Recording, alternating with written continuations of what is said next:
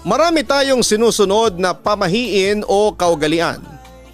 Wala mang malinaw na paliwanag kung bakit natin ito ginagawa ay pinapractice pa rin po natin yan. Sinasabi ng iba na mas mabuti na ang sumunod kesa magsisi sa huli o kaya ay wala namang mawawala kung susundin ito. May mga nagsasabi rin na may kapalit kapag hindi mo sinunod ang mga paniniwalang ito. Ano nga ba ang maaaring mangyari kapag sinuway mo ang isang pamahiin o paniniwala? Handa ka bang harapin ang consequences sa paglabag mo? Dear Papa Dudut, tawagin mo na lamang ako sa pangalang Mabel. Sa ngayon ay 37 years old at isang may bahay. May dalawa akong anak habang ang asawa ko ay nagtatrabaho sa paggawaan ng bote. Dito na ako nakatira sa probinsya namin habang ang asawa ko ay nasa Laguna. Ang aking ikakwento ay nangyari noong ako ay dalaga pa. 20 years old pa lamang ako noon, Papa Dudut. Isa itong karanasan ko na nakakatakot para sa akin at kapag naaalala ko ay talagang hindi po pwedeng hindi ako kilabutan. Mahirap lang ang pamilyang pinanggalingan ko, Papa Dudut. 7 kaming magkakapatid at ako ang pangalawa. Nang mag-asawa ang ate ko ng maaga ay napunta sa akin ang responsibilidad na tumulong sa pamilya ko.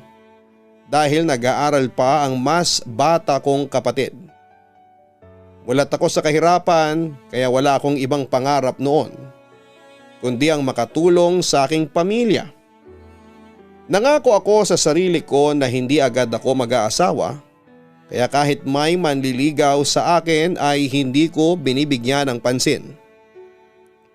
Gusto ko pa sanang mag-aral noon ng college dahil pangarap ko ang maging nurse pero hindi ako nabigyan ng pagkakataon dahil kapos kami sa pera.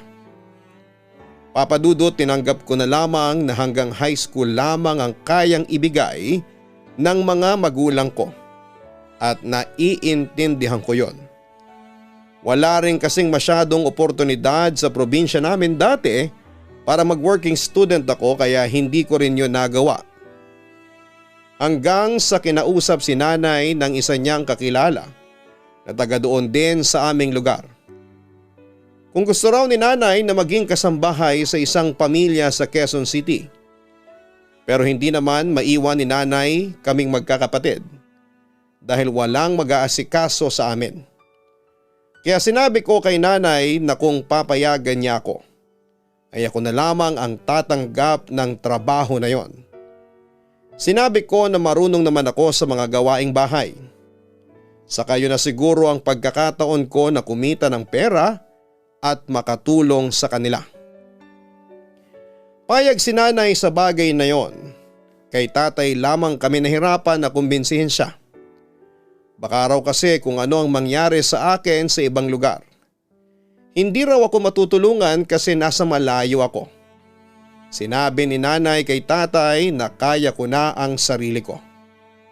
Kesa raw nasa bahay lamang ako at hindi kumikita ng pera ay mas maganda na masanay na akong magtrabaho.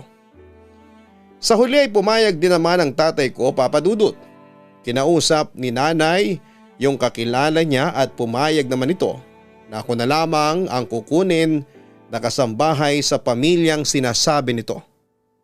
Sa totoo lang, Papa Dudut, ay kinakabahan ako ng panahong yon dahil yun ang unang beses na malalayo ako sa aking pamilya. Wala akong kalamalam sa buhay sa syudad kasi first time kong aalis ng probinsya. Natatakot din ako sa sinasabi ng tatay ko na baka kung ano ang mangyari sa akin. Pero ganun pa man ay kailangan kong tatagan ang aking loob dahil para rin naman sa akin at sa pamilya ko ang gagawin kong pagtatrabaho. Nang pumayag ng pamilya ko kung saan ako magtatrabaho ay pinaluwas na kaagad ako. Sinamahan naman ako ng kakilala ni nanay. Siya nagatid sa akin at medyo malaki yung bahay ng pamilya na yon. 2 palapag na may 1 kwarto sa ibaba at 4 sa itaas. Meron silang 2 anak na babae at lalaki na itatago ko sa pangalan na Bea at Noel. Yung mag-asawa naman ay sina Sir Marlon at Ma'am Cecilia. Sa unang tingin ay mukha silang mabait at meron silang isa pang kasambahay na si Ate Josie. Nasa mid-30s na siya at hindi na raw kasi kaya ni Ate Josie ang lahat ng gawain sa bahay kaya kailangan na nito ng katulong at ako nga ang kinuha nila. Ang kwarto sa ibaba ang tutulugan at kasama ko roon si Ate Josie. Medyo kinalabutan ako nang sabihin ni Ate Josie na dating kwarto yon ng namatay na nanay ni Ma'am Cecilia. Pero 5 years na raw ang nakakaraan simula nang mamatayon. Wala naman daw nagparamdam o kung anong kababalaghan sa bahay na yon, kaya wala akong dapat na ikatakot. Kinausap muna ako ni Ma'am Cecilia sa mga dapat kong gawin. Si Ate Josie raw ang bahala sa pagluluto habang ako na sa mga gawaing bahay na iba. Tulong naman kami ni ate sa paglalaba tuwing Sabado. Natuwa ako kasi hindi naman pala ako masyadong mahihirapan. Ang sabi pa ni Ma'am Cecilia, si Ate Josie na ang bahalang magsabi sa akin ng ibang bagay na dapat kong malaman. Parehas na may trabaho ang mag-asawang amo namin, Papa Dudut. May pasok din ang dalawa nilang anak. Kaya maghapon ay kami lang ni Ate Josie ang nasa bahay. Hindi sila mahigpit at lahat ng pagkain na naroon ay pwede naming kainin. Si Ate Josie na rin ang nagsabi sa akin na mabait talaga ang mag-asawa at mga anak nito. Hindi raw siya tatagal ng 6 na taon sa pamilyang yon kung masama ang ugali ng mga amo namin. Nakahinga ako ng maluwag sa aking nalaman at ang ibig sabihin ay nasa mabuti akong mga kamay. Ang kailangan ko na lamang gawin ay pagbutihin ang aking trabaho para magtagal ako doon, kagaya ni Ate Josie. Bukod kasi sa sahod ay meron din akong benefits na alam kong mapapakinabangan ko pagdating ng oras ng emergency o kapag matanda na ako.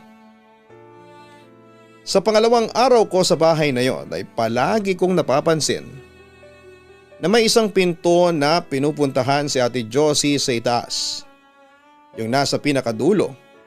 Ang nakapagtataka pa ay meron siyang dalang tray na may laman na pagkain. Kung ano ang pagkain namin ay dinadala niya sa kwarto na yon, tapos sa sunod na kain ay pinapalitan niya ng bago at tinatapon yung dati niyang nilagay. Nung una ay hindi ko yon pinapansin, pero dumating na ako sa point na nilalamon na ako ng curiosity ko, Papa Dudut. Nang umakyat si Ate Josie sa itaas na may dalang pagkain ay sinundan ko siya. Pumasok siya sa pinto na nasa dulo. Hindi ko pa yon napapasok kaya gusto ko sanang makita kung ano ba ang meron doon. Isa talaga sa ugali ko ay yung masyado akong curious sa mga bagay na hindi ko pa alam. Kahit minsan alam ko na ikakapahama ko ay sinusuong ko pa rin. Bata pa lamang ako ay may gano'n na akong ugali, Papa Dudut. Nagulat si Ate Josie nang makita ko na nasa loob na ng kwarto. Nakita ko na ipinatong niya yung tray ng pagkain sa harapan ng isang parang altar. May banga na hindi naman gaanong kalaki. Sa itaas ng banga ay may picture ng isang matandang babae na medyo malaki ang frame. Diyos ko ka, Mabel. Ginulat mo ako. Bakit ka nandito?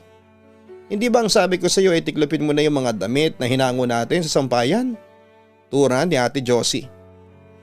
Mamaya ko na gagawin yun, ate. Gusto ko lang talagang malaman kung ano bang meron sa kwarto na ito. At palagi ka nagdadala ng pagkain. Saka sino yung nasa picture? Tanong ko pa. Yan ang namatay na nanay ni Ma'am.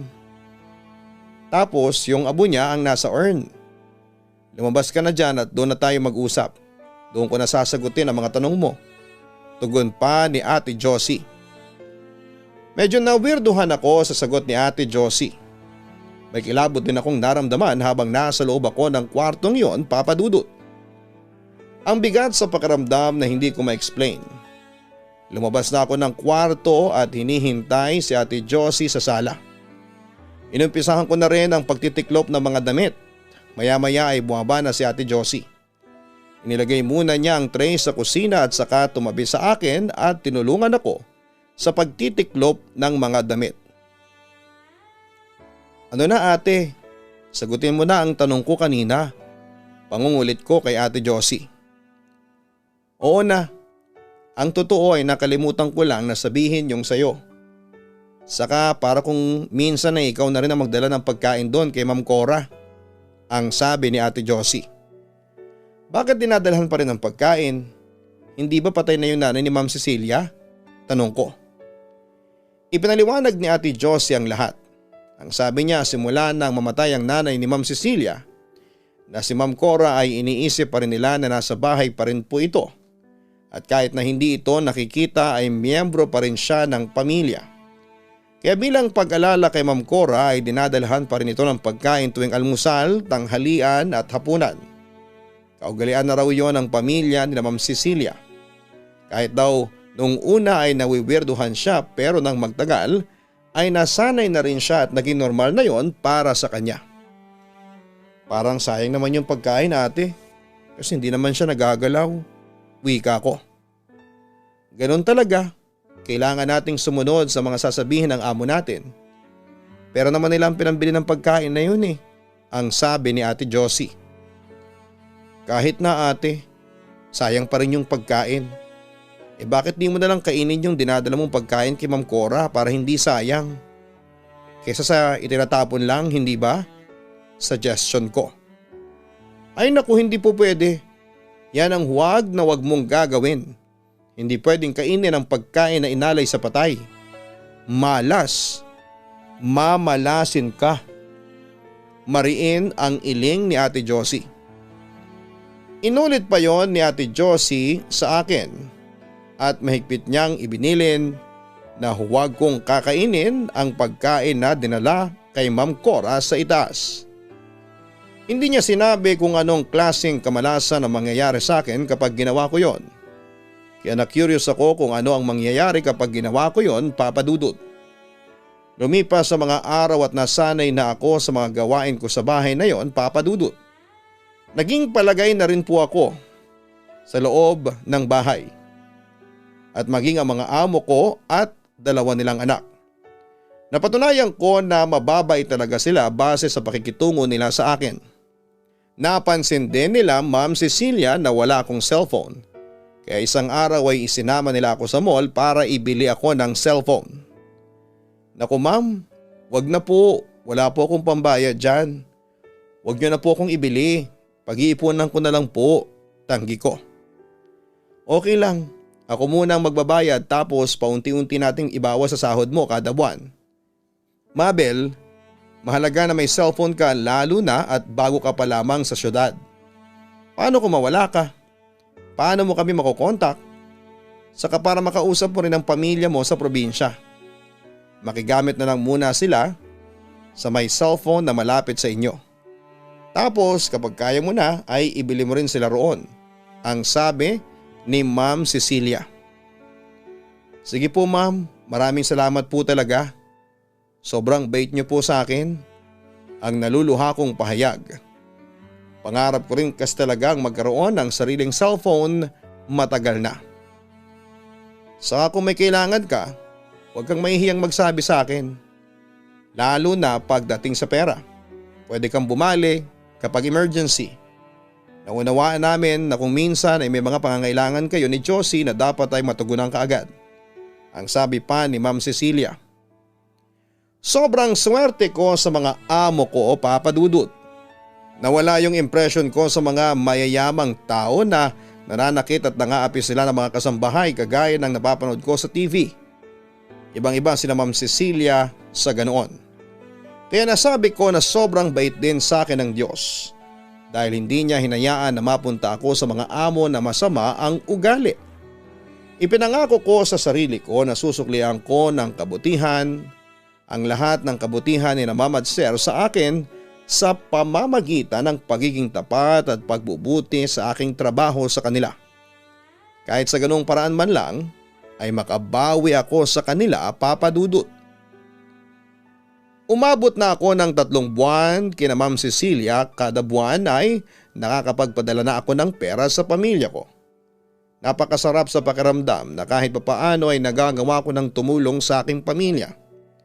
Hindi na ako nag-iisip na baka wala silang nakakain doon. Kahit naman nakapagpapadala ako ng pera ay hindi pa rin tumitigil si tatay sa pagtatrabaho. Marami pa rin kasi sa mga kapatid ko ang nag-aaral At hindi ko yon kaya kung ako lamang mag-isa. Dahil sa meron na akong cellphone ay nagagawa ko ng makausap ang pamilya ko, Papa Dudut. Nakikisuyo na lamang kami sa kapitbahay namin sa probinsya na may cellphone at doon ko kinakausap sina tatay at nanay at iba kong mga kapatid. Natutuwa ako kasi nag-aaral sila ng mabuti. Sulit na sulit ang pagod ko kapag nalalaman ko na mataas ang grades nila. Lahat ay gagawin ko para makapagtapos sila ng pag-aaral at kung suswertehin sana ay makapagtapos sila ng college. Ayoko matulad sila sa akin hanggang high school lamang ang natapos. Isang araw ay nakita ko si Ate Josie na may kausap sa cellphone at napansin ko na umiiyak siya. Kinabahan ako kasi alam ko na may hindi magandang nangyari. Pagkatapos makipag-usap ni Ate Josie, agad siyang lumapit sa akin at niyakap ako ng mahigpit. Iyak siya ng iyak. Ano nangyari, ate? Bakit ka po umiiyak? Ang nagtataka kong tanong sa kanya. Si tatay ko patay na. Wala na siya. Umahagulhol na sagot ni Ate Josie. Sobra akong nalungkot para kay Ate Josie, Papa Dudut. Hindi kasi lingid sa aking kaalaman kung bakit nagtatrabaho si ate. Bukod sa pamilya niya ay ang tatay niya ang pinakamalaking dahilan. May sakit kasi ito at kailangan ng habang buhay na gamutan. Nang araw na yon ay sinabi ni Ate Josie sa mga amo namin ang nangyari. Kailan mo gustong umuwi sa inyo? Tanong ni Ma'am Cecilia kay Ate Josie. Bukas po sana, ate. Kung okay lang. Nakaburol na kasi ang tatay ko sa bahay namin. Siguro po isang buwan po ako roon kasi kailangan ko rin pong alalayan ang nanay ko. Sagot pa ni Ate Josie. Sige, walang problema. Nandito naman si Mabel. Ako nang bahala sa pamasahe mo. Bigay namin yon at hindi utang. Turan pa ni Ma'am Cecilia. Naku ma'am, salamat po ha. Mangiyak-ngiyak na sambit ni Ate Josie. Wala yon.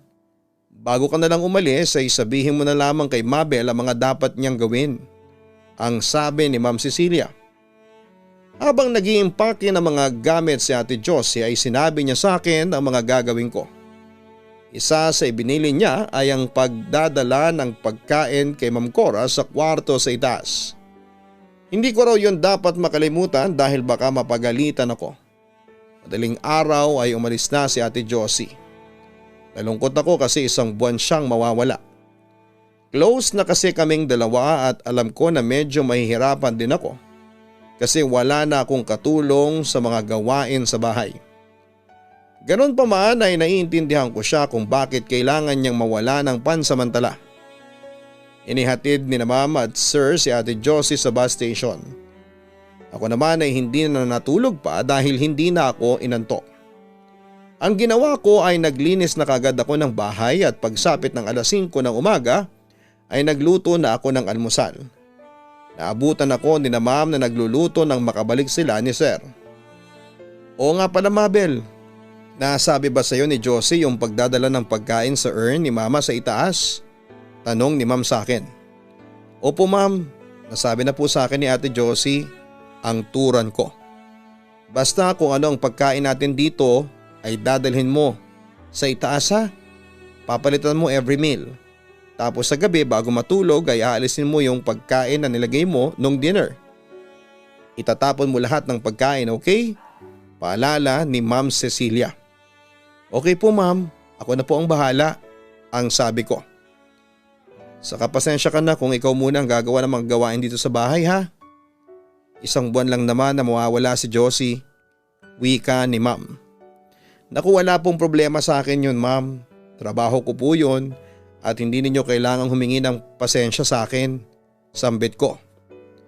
Pagkatapos kong makapagluto ay nagtabi na ako ng pagkain para kay Ma'am Cora. Kahit na nawiwirduhan pa rin ako ay nag-aalay ng pagkain sa patay ay kailangan kong gawin yon dahil yun ang utos ng mga amo ko. Wala kasi kaming ganong kaugalian sa probinsya. Ang alam ko lang na inaalayan ng pagkain ay yung mga duwende o engkanto kapag nagawa mo sila ng hindi maganda para hindi ka nila gambalain o gantihan. Nang makakain na kaming lahat ay dinala ko na ang pagkain sa kwarto kung saan naroon ang abo ni Ma'am Cora. Kakaiba ang pakiramdam ko nang pumasok ako. Medyo natakot ako lalo na at wala akong kasama. Naniniwala kasi ako sa mga multo at naisip ko na baka naroon sa kwartong yon ang kaluluwa ni Ma'am Cora dahil nakalaan ang silid na yon para sa kanya. Pagkalagay ko ng tray ng pagkain sa table kung saan yon inilagay, ay nagdasal muna ako kagaya ng bili ni Ate Josie. Nagsindi rin ako ng isang kandila.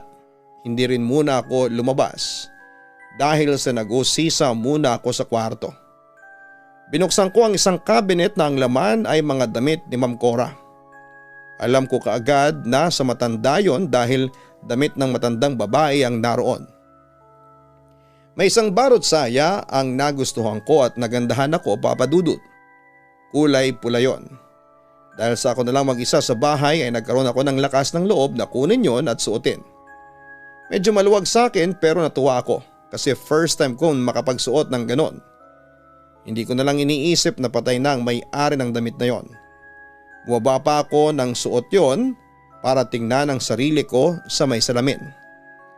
Naglakad pa ako na akala mo ay isang modelo, Papa Dudut.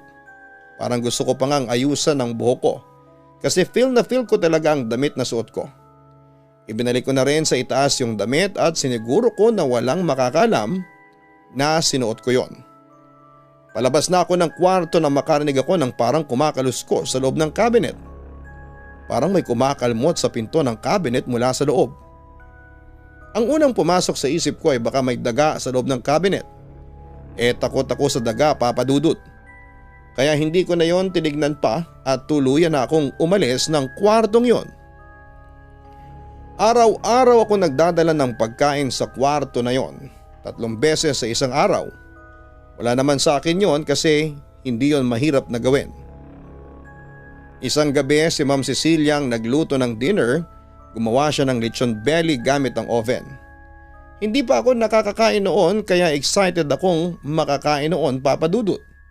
Sa sobrang bait na mga amo namin ay isinasabay nila kami sa pagkain. Talagang pamilya na ang turing nila sa amin. Ang sarap pala nito, ma'am. Ngayon lang ako nakakain ng lechon belly. Saka may talent po pala talaga kayo sa pagluluto. Sabi ko nang kumakain na kami. Talaga? Naku, mabuti at nagustuhan mo. Hayaan mo at kapag may time ako ay magluluto pa ako ng mga pagkain na masasarap na, for sure ay hindi mo pa nakakain. Mahilig talaga akong magluto, wala lang talaga akong oras dahil sa trabaho. Nakangiting turan pa ni Ma'am Cecilia. Salamat po, ma'am, wika ko. O pagkatapos natin kumain ha, dala mo si mama ng pagkain sa itaas, paalala ni Ma'am Cecilia. Okay po, ma'am. Napagtabi ko na po ng pagkain si Ma'am Cora, turan ko. Pagkatapos namin kumain ay dinala ko na ang pagkain sa itaas, Papa Dudut. Napaisip ako kung totoo bang nakikita ng patay ang pagkain na dinadala namin sa kanya. Hindi naman yun nababawasan kaya sigurado ako na hindi yun kinakain ng kaluluwa ni Ma'am Cora. Ang swerte mo naman, Ma'am Cora, kahit patay ka na, nakakapag food trip ka pa. Pabiro kong sabi bago ako lumabas ng kwartong yon. Matapos kong gawin ang mga dapat kong gawin ay pumasok na ako sa kwarto namin ni Ate Josie para magpahinga at matulog na. Dahil sa hindi pa ako inaantok ay nanood muna ako ng TV. May sarili kaming TV sa kwarto, Papa Dudut. Hindi ko namalayan ang paglipas ng oras at umabot na ako ng 12:00 ng hating gabi ay nanonood pa rin ako ng TV. Hindi pa rin ako inaantok at ang masakla pa ay bigla akong nakaramdam ng gutom. Naalala ko rin na kailangan kong ibaba yung pagkain sa kwarto sa itaas. Kaya bago ko yon makalimutan ay pumunta na ako roon at ibinaba yung pagkain. Kanin, lechon belly at tubig ang pagkain na yon, Papa Dudut. Dahil sa gutom ako ay natukso akong kainin yon. Hindi pa naman panis dahil ilang oras pa lamang yon na nandoon sa kwarto. Nanginayang din akong itapon yon. Tulog na ang lahat ng kasama ko sa bahay kaya naman mas lalong lumakas ang loob ko na kainin na lamang yon kesa sa itapon, Papa Dudut. Isa pa ay nagugutom na rin talaga ako. Hanggang sa hindi ko na nga napigilan ng sarili ko na kainin ang pagkain na alay para kay Ma'am Cora. Binilisan ko ang pag-ubos noon at baka may biglang bumaba sa kusina. Naisip ko naman yung sinabi ni Ate Josie na mamalasin ako kapag kinain ko ang pagkain na para sa patay, pero wala na akong pakialam doon. Hindi rin ako naniniwala sa kasabihan na yon, Papa Dudut. Ang mas nasa utak ko ng sandaling yon ay mawala ang gutom ko para makatulog na ako ng maayos. Sobrang nasatisfied naman ako sa pagkain. Kahit na hindi na malutong yung lechon belly ay masarap pa rin, Papa Dudut. Pagkatapos noon ay bumalik na ako sa kwarto at mabilis akong nakatulog dahil sa sobrang kabusugan. Sa pagtulog ko ng gabing yon ay isang kakaibang panaginip ang dumalaw sa akin. Nasa loob daw ako ng kabaong at suot ko yung pulang barot saya ni Ma'am Cora na pinakialamanan ko. Nakasilip daw sa akin ang buong pamilya ko at umiiyak sila. Ako naman ay sumisigaw at hinahampas ang loob ng kabaong. Sinasabi ko sa kanila na buhay pa ako at hindi pa ako patay, pero hindi nila ako naririnig kasi iyak sila ng iyak. Mabuti at nagising ako mula sa masamang panaginip na yon. At nang magising ako ay pakiramdam ko ay nasa loob pa rin ako ng kabaong kasi hindi ako makagalaw at nahihirapan pa akong huminga. Matagal ako nakarecover at nagawang makagalaw. Agad akong tumakbo sa kusina para uminom ng tubig. Hingal na hingal pa nga ako. Napatanong ako sa aking sarili kung bakit ako na naginip ng ganon. Natakot ako, Papa Dudut, sa probinsya kasi namin ay isang masamang pangitain kapag nanaginip ka na nasa loob ka ng kabaong. Maaraw kasi na ikaw ang mamatay o isa sa mga miyembro ng iyong pamilya. Hindi ako natakot para sa aking sarili kundi sa aking pamilya. Kaya nang sumapit ang umaga at nakaalis na sina Ma'am Sir at ang dalawa nilang anak ay agad akong tumawag sa kapitbahay namin. Pinatawag ko sa kanya si nanay para makausap ko. Ang una kong tinanong kay nanay ay kung kumusta sila at ang mga kapatid ko. Okay naman daw sila. Sinabi ko sa kanya ang napanaginipan ko kaya sinabihan ko sila na mag-iingat at kung maaari ay huwag na munang lumabas ng araw na yon. Pumunta ako sa likod ng bahay, Papa Dudut, at pinuntahan ko yung puno ng mangga na naroon. Ikinuwento ko sa puno ang panaginip ko at pagkatapos ay kinagat ko ang katawan ng puno. Ganon kasi ang paniniwala sa probinsya namin. Kapag nanaginip ka ng masama, ay ikwento mo yon sa puno at kagatin mo ang puno para raw makontra ang kung anumang masamang mangyayari. Kahit na hindi ako sigurado kung effective ba yon ay ginawa ko pa rin para makasigurado. Ayaw kong sa huli magsisi ako kasi wala akong ginawa. 2 araw akong kinabahan dahil sa panaginip na yon, Papa Dudut. Maya't maya ang tawag ko sa pamilya ko para makasigurado ako na okay sila. Ganon ako kaparanoid ng panahon na yon. Kahit paano ay nakakahinga na ako ng maluwag matapos ang 2 araw na walang masamang nangyayari sa akin at sa pamilya ko. Siguro nga ay effective yung ginawa ko sa puno. Simula nang kainin ko yung pagkain ay ginawa ko pa yun ng ilang beses. Madalas sa gabi ko kinakain ng pagkain para sa kanya kasi sa ganong oras lamang ako may pagkakataong gawin yon kasi tulog na ang lahat maliban sa akin. Lalo na kapag masarap ang ulam ay kinakain ko yon kesa sa itapon ko at masayang. Nangihinayang kasi talaga ako. Hindi na rin ako natakot kasi kahit na ilang araw ko na yung ginagawa ay wala naman akong kamalasan na nararanasan. Kaya nasabi ko na baka hindi naman totoo ang sinasabi sa akin ni Ate Josie. Mas naging malakas ang loob ko nang dahil doon, Papa Dudut. Hanggang isang araw ng Sabado nasa dirty kitchen ako habang naglalaba gamit ang washing machine. Mag-isa ako noon sa bahay dahil nagpunta silang lahat sa mall. Isinasama sana nila ako pero sabi ko ay marami akong labahan at gagawin ko muna yon. Nagpapatugtog ako noon ng music sa sala dahil mas ganado akong magtrabaho kapag may music. Nagsasalang na ako ng mga damit sa washing machine nang biglang tumigil ang tumutugtog sa sala. Nagtaka ako. Akala ko pa nga ay nawala ng kuryente pero nang paikutin ko ang washing machine ay umikot naman yon. Papunta na ako sa sala para tingnan kung bakit tumigil ang music. Nang nasa kusina na ako ay nagulat ako nang biglang tumugtog ulit yung kantang pinakikinggan ko. Ang naisip ko ay baka tumalon yung CD kaya gano'n ang nangyari. Bumalik na ako sa dirty kitchen nang nandun na ako ay tumigil ulit yung music. pero nang pupuntahan ko na para i-check ay tumugtog ulit. Sa pagkakataong yun ay medyo iba na ang nararamdaman ko, Papa Dudut, para kasing pinaglalaroan ako ng hindi ko maintindihan. Bumalik na ulit ako sa dirty kitchen at kagaya ng inaasahan ko ay tumigil na naman ang music. Para sa akin ay hindi na yon normal. Sumasakto kasi na kapag nasa dirty kitchen ako ay saka humihinto yung music. At kapag nasa kitchen na ako ay saka naman yon tumutugtog. Kaya ang ginawa ko ay tuluyan na ako nagpunta sa sala. Pinatay ko na ang CD player kahit pa tumutugtog ulit yon. Kung sino ka mang pinaglalaroan ako, tigilan mo na ako. Hindi ako natatakot sa iyo. Iba na lang ang takutin mo, huwag ako, ang sabi ko. Nagtatapang-tapangan na lamang ako noon, Papa Dudut. Ang totoo kasi ay ibang level na ang kilabot na nararamdaman ko. Feeling ko ay meron akong kasama sa bahay ng time na yon. Pakiramdam ko ay merong nagmamasid sa akin sa kung saan pero hindi ko siya nakikita. Tinapos ko na lamang ang paglalaba ko ng walang music. Doon ako nag-focus hanggang sa dumating sina Ma'am at may pasalubong pa siya sa akin na isang blouse. Sakto na hindi ko na kailangang magluto para sa dinner dahil may binili ng pagkain sina Ma'am mula sa isang Chinese restaurant. Paborito raw yun ni Ma'am Cora noong nabubuhay pa ito. Sabi ni Ma'am Cecilia ay iinit ko na lamang ang mga yon sa microwave kapag oras na ng dinner.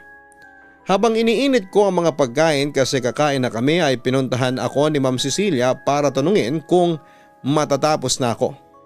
Sinabi rin niya habang nakangiti na alam niyang magugustuhan ni Ma'am Cora ang pagkain nito dahil paborito nito ang mga yon.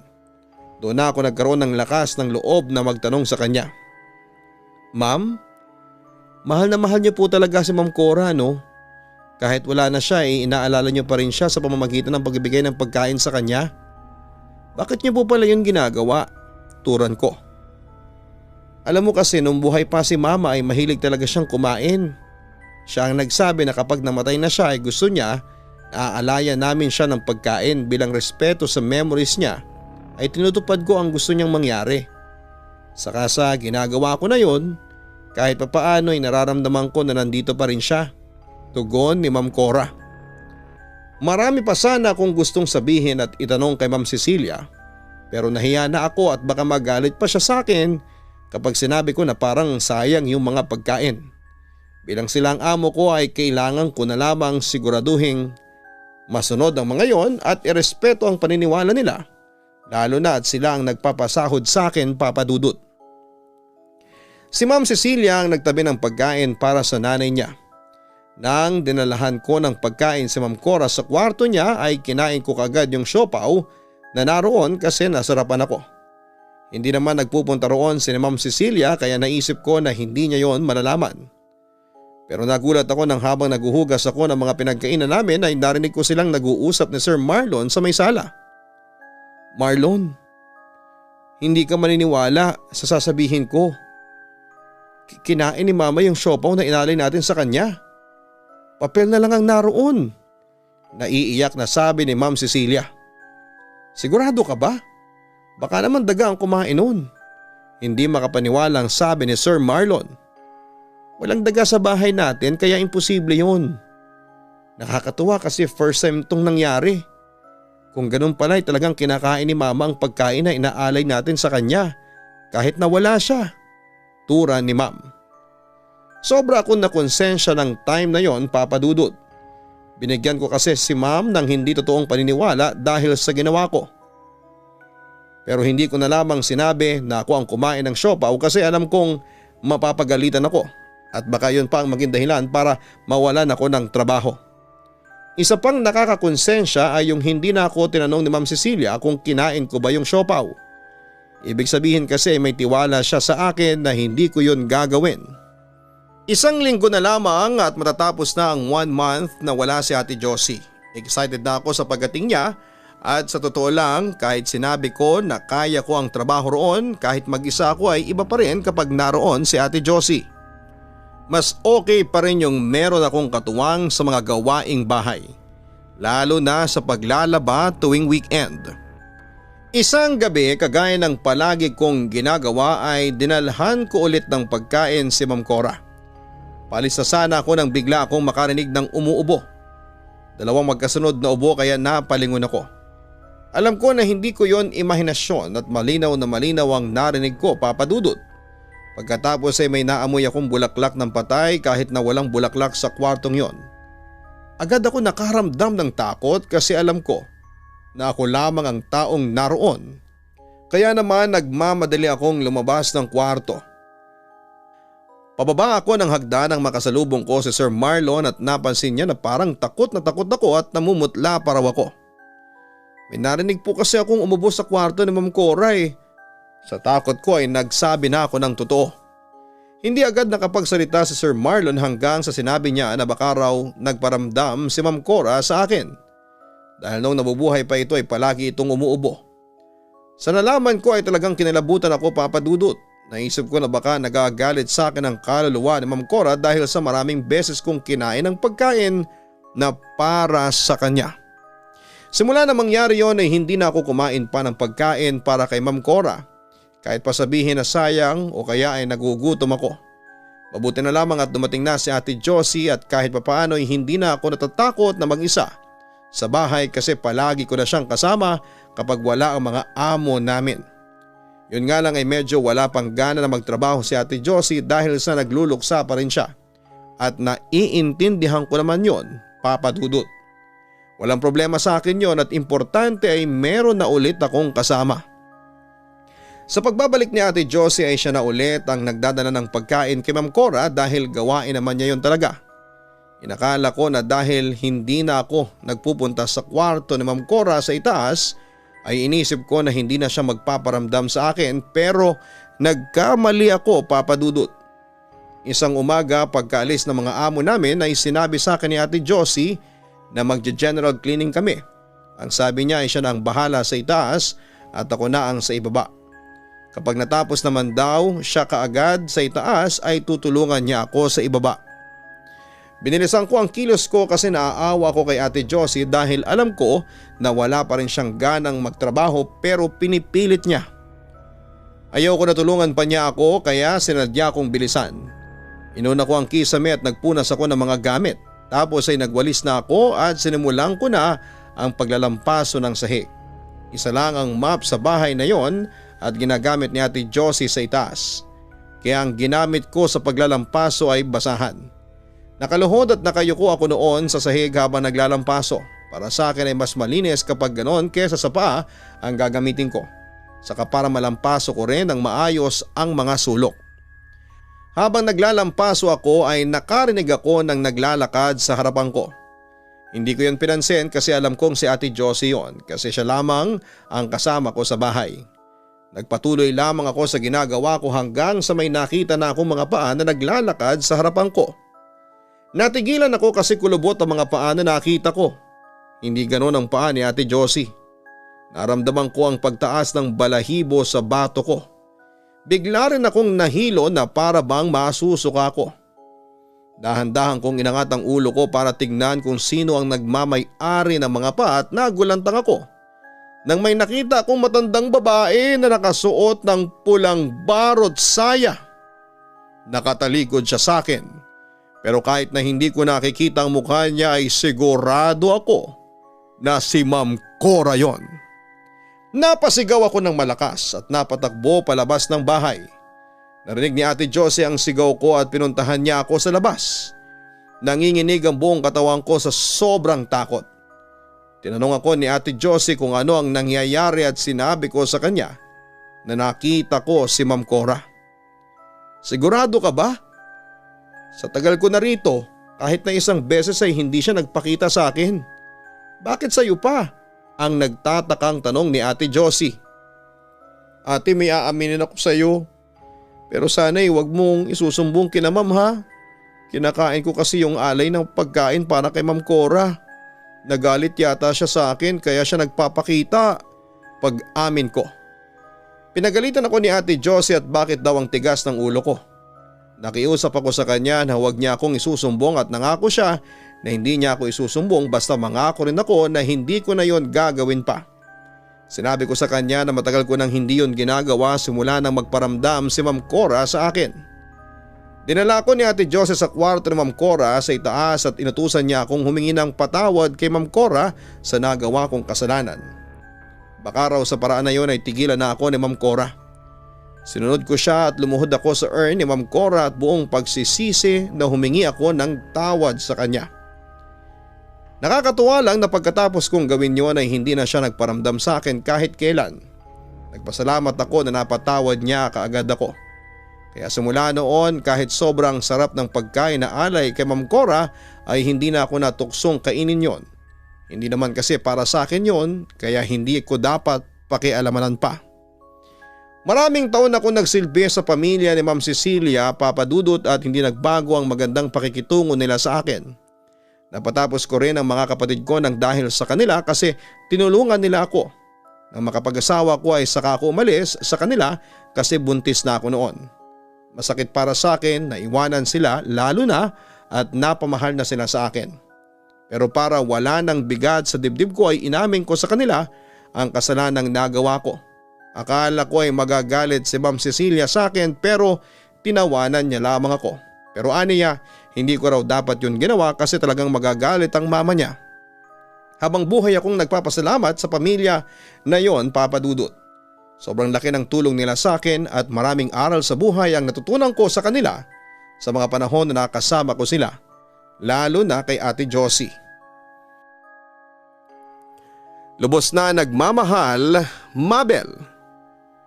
Mahalaga po na marunong tayong rumespeto sa paniniwala at opinyon ng iba kahit para sa atin ay wala itong sense at hindi ka pani-paniwala.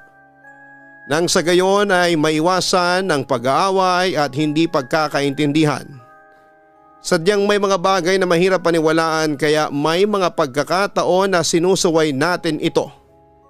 Importante na marunong tayong sumunod sa isang bagay lalo na at para ito sa ikabubuti natin. Matuto po tayong magpakumbaba, humingi ng tawad kapag tayo ay nagkamali. Hindi ito kahinaan kundi isang kalakasan dahil marunong kang harapin ang resulta ng pagkakamaling iyong ginawa. At kung sakali na makuha mo ang kapatawaran na iyong hinihingi ay huwag mo na itong sayangin. Dahil hindi lahat ay nabibigyan ng pangalawang pagkakataon upang itama ang kanyang pagkakamali. Huwag kalimutan na mag-like, share and subscribe. Maraming salamat po sa inyong lahat. Ang buhay ay mahiwaga, laging may lungkot at saya. Sa Papa Dudut Stories, laging may karamay ka.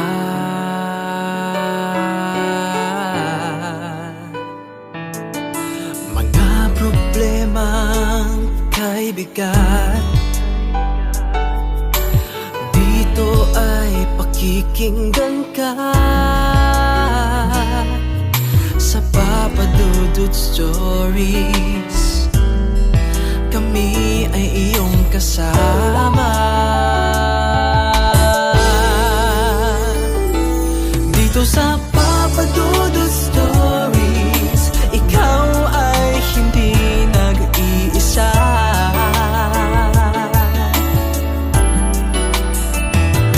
Dito sa Papa Dudut Stories, may nagmamahal sa'yo. Papa Dudut Stories, Papa Dudut Stories, Papa Dudut Stories. So akala niyo si Papa Dudut to, no? Hindi, ako yung anak ni Papa Dudut, si Papa Tutoy. Huwag kalimutan na mag-like, share, and subscribe. Bye-bye!